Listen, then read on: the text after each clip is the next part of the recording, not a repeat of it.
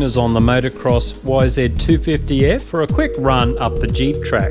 I'm on the YZ250FX, which sits between the motocrosser and the WR Enduro model. This obviously isn't a race, just a quick comparison of the two bikes and also the action cameras I'm using. Viewers will know I've been using the GoPro cameras for some years now, but I'm testing the Sony Action Cam on the way up this track, then I'll use the GoPro coming down. You can see how smooth the footage is with the Sony's image stabilization, a big advantage in rough terrain. But back to the bikes. Over the past week I've grown to really like this YZ250FX. It's got a fair bit more punch and response than the WR250F. The already excellent Kayaba suspension is beefed up more if you like to ride a bit more aggressively. Ooh, a lot of crouching here. This is where it's not good being so tall. I did get a quick ride on the WR250F, and while called an enduro bike, it actually felt a bit more towards the dual sport end of the scale, as it carries more weight, it's a fair bit more docile, and has plush suspension less suited to aggressive riding.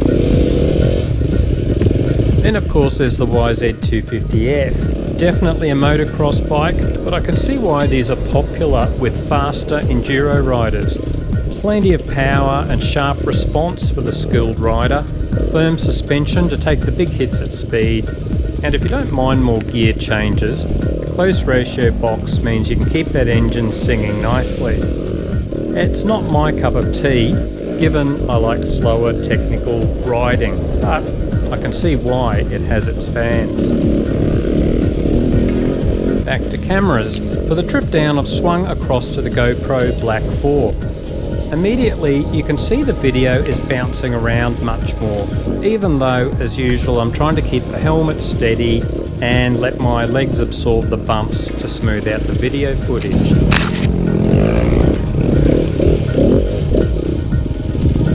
I'm really surprised GoPro still hasn't adopted any image stabilization, as I think the majority of riders, and certainly viewers, would appreciate the smoother footage.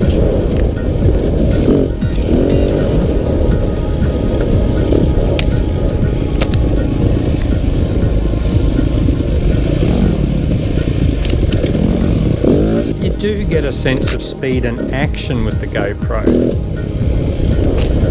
But overall, I can't help feeling this stabilization feature alone makes the Sony a better camera for most dirt bike riders. I'll do a thorough comparison soon.